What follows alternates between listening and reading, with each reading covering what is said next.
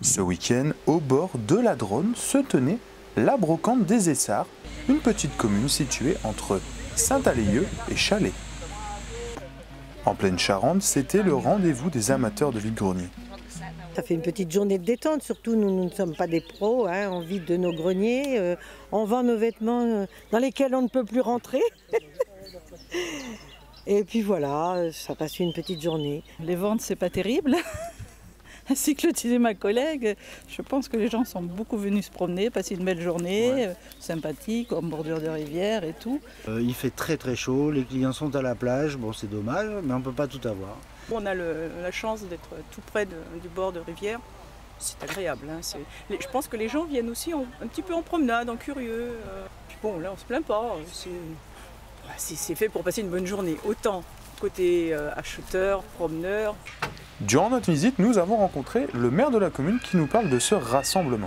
Alors c'est une braderie aux brocantes vide-grenier, comme on appelle ça un peu plus dans notre région, et qui attire, d'après ce qu'on nous a dit, une des plus grandes brocantes du sud Charente. Notre petite commune donc de 200 habitants a la chance de mobiliser 30 à 40 bénévoles pour accueillir environ 150 brocanteurs. Notre milieu rural, avec notre petite commune de 200 habitants, est capable de mobiliser les bénévoles parce que nous sommes des petites structures.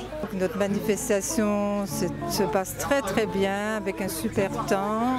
Nous avons commencé le Festibroc en 2008, une manifestation qui s'effectue sur 2 jours, le samedi et le dimanche. Nous sommes tous bénévoles. Sans eux, notre fête n'existerait pas. Donc ça représente quand même beaucoup de travail pour tout le monde, beaucoup d'efforts. Ce lieu a néanmoins su attirer les visiteurs, que ce soit touristes ou étrangers.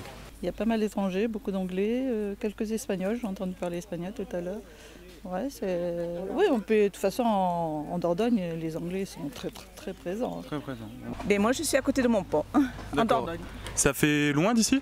J'ai 3 quarts d'heure de route. Non, c'est très bien et je suis très contente d'être venue parce que c'est la première fois que je viens exposer ici. Je fais des vide-greniers parce que déjà c'est convivial, on se fait des amis. Ouais. Et en plus de ça, bon, comme je vous dis, vous voyez, il fait beau en plus, on a de la chance. Il n'y a pas de neuf.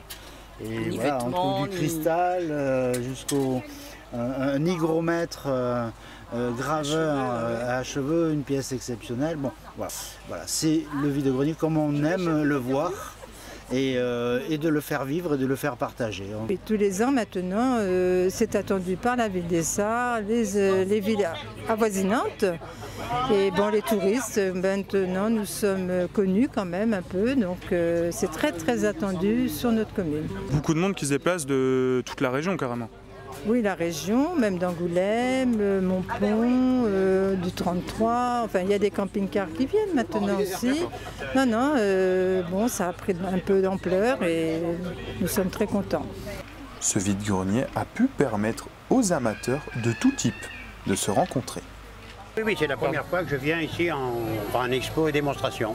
Des passionnés, oui, qui aiment le bois, qui aimeraient tourner éventuellement, hein, parce que c'est magique. C'est magique le tournage, hein. Enfin, pour moi. Hein, on part d'un morceau de bois qui va peut-être être destiné à aller dans un feu. Et puis on lui redonne une vie, on fabrique un objet, donc c'est magique. Beaucoup d'enfants sont émerveillés, quoi. Ils se demandent, partant d'un truc comme ça, on arrive à faire ça.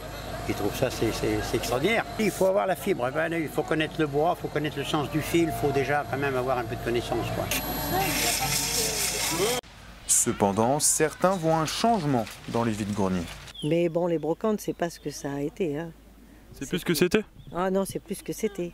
C'est agréable toujours de contact avec les gens, mais ça ne fonctionne pas trop le marché. Hein. Les gens, on sent bien qu'il y a un malaise. Donc les gens n'ont pas assez d'argent et s'intéressent moins. Maintenant, ils cherchent quelque chose de très spécifique et ils achètent moins à tort et à travers. Mais malgré tout, nombreux ceux qui reviendront l'année prochaine, en juillet, à l'édition 2017.